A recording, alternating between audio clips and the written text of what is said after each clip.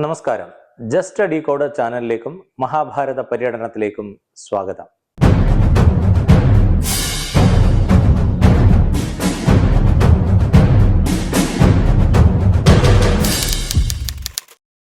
അർജുനനും സുഭദ്രയുമായുള്ള പ്രണയത്തെക്കുറിച്ചാണ് കഴിഞ്ഞ എപ്പിസോഡിൽ പറഞ്ഞു നിർത്തിയത്. അർജുനന്റെ തീർത്ഥാടന കാലത്ത് സുഭദ്രയെ കാണുകയും ഇഷ്ടപ്പെടുകയും ചെയ്തു. ആ പ്രണയം എങ്ങനെയാണ് മുട്ടിട്ടത് എന്നുള്ളതാണ് കഴിഞ്ഞലക്കം പറഞ്ഞു തുടങ്ങിയത്. കൃഷ്ണന്റെ സഹോദരിയാണല്ലോ സുഭദ്ര.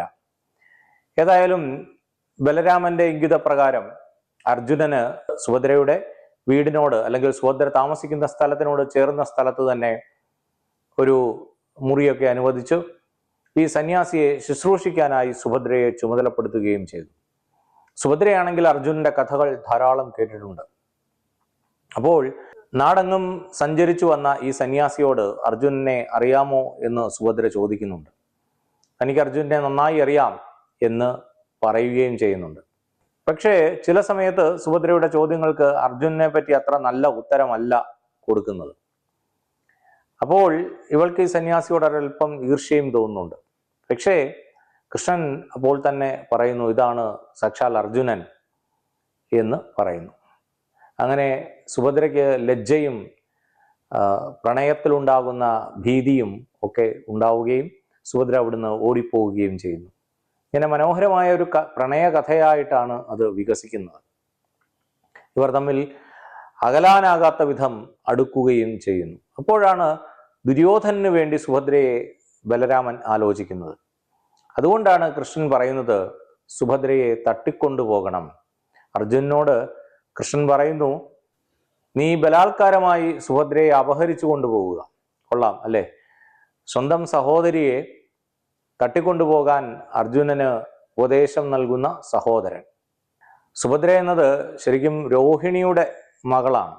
ബലരാമന്റെ അമ്മയായ രോഹിണിയുടെ മകളാണ്. എന്നാലും കൃഷ്ണനും സഹോദര തന്നെയാണ്. ഏതായാലും അർജുനൻ അതിനുള്ള പദ്ധതികൾ ആവിഷ്കരിക്കുന്നു. ചാതുർമാസ്യ വ്രതം കഴിയുമ്പോൾ അല്ലെങ്കിൽ രൈവതക പർവ്വതത്തിൽ ഒരു ഉത്സവമുണ്ട്. ആ ഉത്സവത്തിൽ പങ്കെടുക്കാൻ ബലരാമനും ബാക്കിയുള്ള യാദവന്മാരുമൊക്കെ പോയ ആ ദിവസം നോക്കി തന്നെ അർജുനൻ സുഭദ്രയെ തട്ടിക്കൊണ്ടുപോകാൻ തീരുമാനിക്കുന്നു. അങ്ങനെ ആ ദിവസം അതിരാവിലെ തന്നെ അർജുനൻ സുഭദ്രയെ ക്ഷേത്രത്തിൽ തൊഴാൻ പോകുന്ന വഴിയിൽ പരിചാരകരുടെ ഇടയിൽ നിന്ന് അർജുനൻ സുഭദ്രയെ ബലമായി തട്ടിക്കൊണ്ടുപോകുന്നു. അത് ക്ഷത്രിയർക്ക് വിധിച്ചിട്ടുള്ളതാണ്.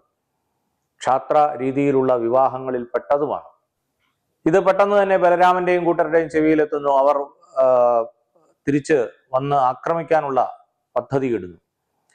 പക്ഷേ കൃഷ്ണൻ മൗനമായിരിക്കുന്നത് കണ്ട് ബലരാമൻ ചോദിച്ചു, കൃഷ്ണൻ മൗനമായിരിക്കുന്നതിന് പിന്നിൽ എന്തെങ്കിലും അർത്ഥം കാണും. അപ്പോൾ ബലരാമൻ ചോദിക്കുന്നു, എന്താണ് നീ മൗനമായിരിക്കുന്നത്? അപ്പോൾ കൃഷ്ണൻ പറയുന്നു, അർജുനൻ തട്ടിക്കൊണ്ടുപോയതാവാൻ വഴിയില്ല.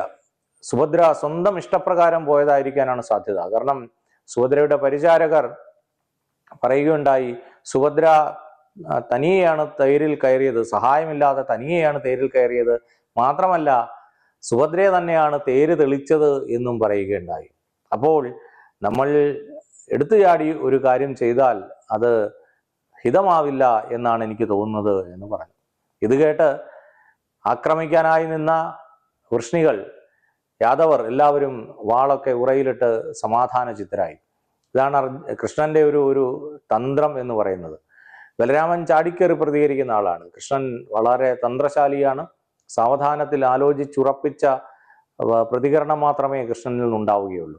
അപ്പോൾ കൃഷ്ണൻ പറഞ്ഞു, ഈ സുഭദ്ര സ്വന്തം ഇഷ്ടപ്രകാരമാണ് ഇത് ചെയ്തതെങ്കിൽ നമ്മൾ പോയി അർജുനനെയും സുഭദ്രയെയും ഇവിടേക്ക് കൂട്ടിക്കൊണ്ടുവന്ന് ആദരിക്കുകയാണ് വേണ്ടത്. മാത്രമല്ല പാണ്ഡവരെന്ന് പറയുന്നത് ഏതു തരത്തിലും നമ്മുടെ ബന്ധുക്കൾ കൂടിയാണ്, ഏറ്റവും യോഗ്യരായവരുമാണ്. അർജുനൻ സുഭദ്രയ്ക്ക് ദുര്യോധനേക്കാൾ ഏറ്റവും യോഗ്യനായ വരൻ തന്നെയാണ്. അതുകൊണ്ട് തീർച്ചയായിട്ടും ഈ വിവാഹം വളരെ സന്തോഷപൂർവ്വം നമ്മൾ നടത്തി കൊടുക്കുകയാണ് വേണ്ടത് എന്ന് കൃഷ്ണൻ ബലരാമനോട് പറഞ്ഞു. അങ്ങനെ ബലരാമനും കൂട്ടരും അർജുനനെ തിരികെ കൊണ്ടുവരാനായി ആളുകളെ അയച്ച് അർജുനെയും സുഭദ്രയെയും കൊണ്ടുവന്ന് അവരുടെ വിവാഹമൊക്കെ നടത്തി. ധാരാളം സമ്മാനങ്ങളൊക്കെ സുഭദ്രയ്ക്ക് കൊടുത്ത് ഒരുപാട് തോഴികളെയും ഒരുപാട് ആനകളെയും ഒരുപാട് പശുക്കളെയും ഒക്കെ സ്വർണം രത്നം ഒക്കെ ധാരാളമായി സമ്മാനമൊക്കെ കൊടുത്ത് അവരെ തിരിച്ച് ഖണ്ഡവ പ്രസ്ഥത്തിലേക്ക് യാത്രയാക്കാൻ ഒരുമ്പെട്ടു. വിവാഹങ്ങൾ എന്ന് പറയുന്നത് ഈ രാഷ്ട്രങ്ങൾ തമ്മിലുള്ള ബന്ധങ്ങളെ ഊട്ടി ഉറപ്പിക്കുന്നത് കൂടിയാണ്. നയതന്ത്രത്തിൽ ഈ വിവാഹ ബന്ധത്തിനൊക്കെ വലിയ സ്ഥാനമുണ്ടല്ലോ. നമ്മുടെ ബോംബെ എന്ന് പറയുന്ന പട്ടണം തന്നെ ഇംഗ്ലീഷുകാർക്ക് ഡച്ചുകാരിൽ നിന്ന് സ്ത്രീധനമായി കിട്ടിയതാണെന്നാണല്ലോ പറയപ്പെടുന്നത്.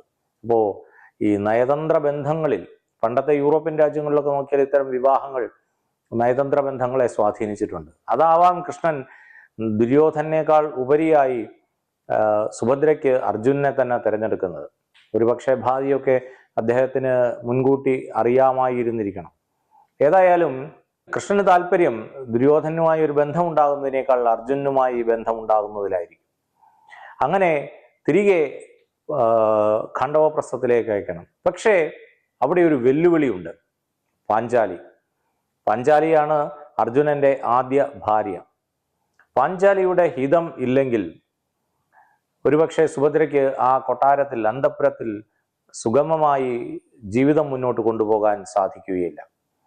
കൃഷ്ണന്റെ സഹോദരിയാണ് എന്നൊക്കെ പറഞ്ഞാലും ചിലപ്പോൾ ഇവർ തമ്മിൽ എന്തെങ്കിലും ഒരു സംഘട്ടനം ഉണ്ടായാലോ, അതിനുള്ള വഴി കൂടി കണ്ടെത്തണം എന്ന് അർജുനനോട് നേരത്തെ തന്നെ കൃഷ്ണൻ പറഞ്ഞു കൊടുക്കുന്നുണ്ട്.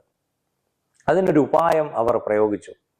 എന്താണ് പാഞ്ചാലിയെ പാട്ടിലാക്കാൻ അവർ പ്രയോഗിച്ച ഉപായം? സുഭദ്ര ഒരു സാധാരണ ആയർ പെൺകുട്ടിയുടെ വേഷം സ്വീകരിച്ചു. ആയർ പെൺകുട്ടി എന്ന് വെച്ചാൽ യാദവ പെൺകുട്ടി, പാല് കറക്കുന്ന പശുക്കളെ മേയ്ക്കുന്ന ഒരു സാധാരണ പെൺകുട്ടി, ഇടയ പെൺകുട്ടിയുടെ വേഷം സ്വീകരിച്ച് സുഭദ്ര അന്തഃപുരത്തിലെത്തി, ഖണ്ഡവ പ്രസ്ഥത്തിലെത്തി. അവിടെ പാഞ്ചാലിയുടെ അന്തഃപുരത്തിലെത്തി. പാഞ്ചാലിയെ കണ്ട് പാഞ്ചാലിക്ക് വേണ്ട സമ്മാനങ്ങളൊക്കെ കൊടുത്ത് അവളെ സന്തോഷിപ്പിച്ചു. പാഞ്ചാലി പറഞ്ഞു, നിന്റെ ഭർത്താവ് സുഖത്തോടു കൂടിയിരിക്കട്ടെ, നീയും ഭർത്താവിനോടൊപ്പം സുഖമായി ഇരിക്കട്ടെ എന്ന് അനുഗ്രഹിച്ചു. അപ്പോഴാണ് സുഭദ്ര പറയുന്നത്, എൻ്റെ ഭർത്താവ് അർജുനനാണ്. ഒരുപക്ഷെ ചെറിയ പരിഭവമൊക്കെ പാഞ്ചാലിക്ക് തോന്നിയിരിക്കണം. കാരണം പാഞ്ചാലിയെ യഥാർത്ഥത്തിൽ വിവാഹം കഴിച്ചത് അർജുനനാണല്ലോ. പാഞ്ചാലിക്ക് ഏറ്റവും സ്നേഹവും അർജുനനോടാണ്. അപ്പോൾ മറ്റൊരു പെൺകുട്ടിയുടെ ഹൃദയം കവർന്ന് അവളെ തിരികെ വിളിച്ചുകൊണ്ടുവന്നതിൽ ഒരുപക്ഷെ പാഞ്ചാലിക്ക് ചെറിയ അപ്രിയമൊക്കെ ഉണ്ടായേക്കാം. പക്ഷേ സുഭദ്രയുടെ ആ നല്ല പെരുമാറ്റം പാഞ്ചാലിയുടെ മനസ്സിൽ ഉണ്ടാകുമായിരുന്ന എല്ലാ കാലുഷ്യത്തെയും കഴുകിക്കളയുന്ന തരത്തിലുള്ളതായിരുന്നു.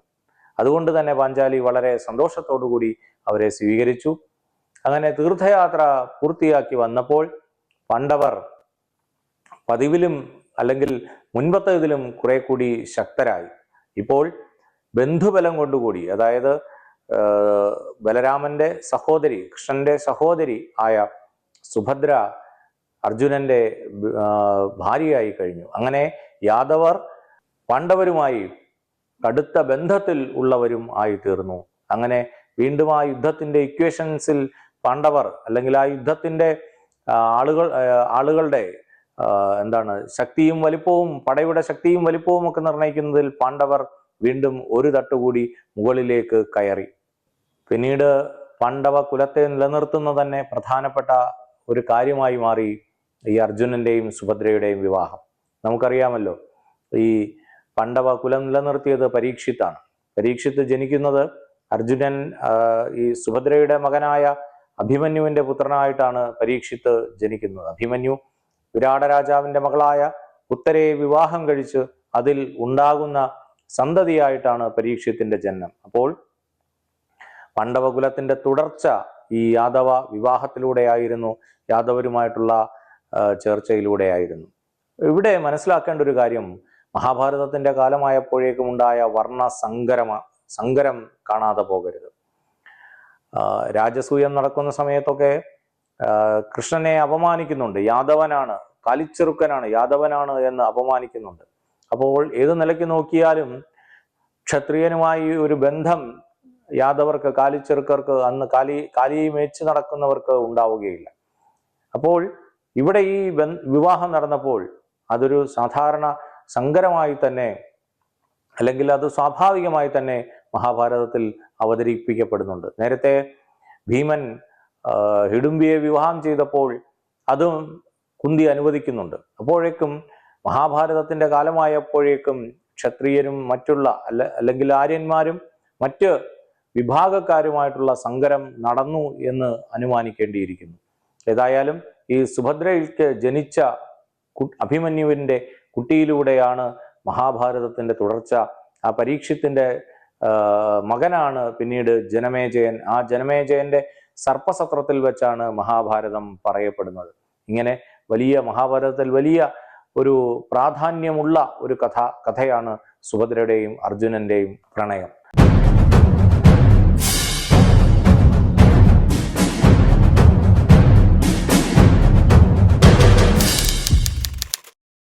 അടുത്തതായിട്ട് ഇവർക്ക് ഒരു രാജധാനി, അതും ലോകത്തിലെ എല്ലാറ്റിനെയും വെല്ലുന്ന ഒരു രാജധാനി ഉണ്ടായ കഥയാണ്. ആ കഥയ്ക്ക് പിന്നിൽ വലിയ ഒരു ദഹനത്തിന്റെ, ഒരു വനം എരിഞ്ഞതിന്റെ കഥയുണ്ട്. അതിൽ തന്നെ ഹൃദയഹാരിയായ ചില കിളികളുടെ കഥയുണ്ട്. ഇങ്ങനെ വളരെ വ്യത്യസ്തങ്ങളായ കഥകൾ ആണ് ഇനിയുള്ളത്. അത് നമുക്ക് അടുത്ത എപ്പിസോഡിൽ കേൾക്കാം. എല്ലാവരും ഈ ചാനൽ സബ്സ്ക്രൈബ് ചെയ്യാൻ അഭ്യർത്ഥിക്കുന്നു. നമസ്കാരം.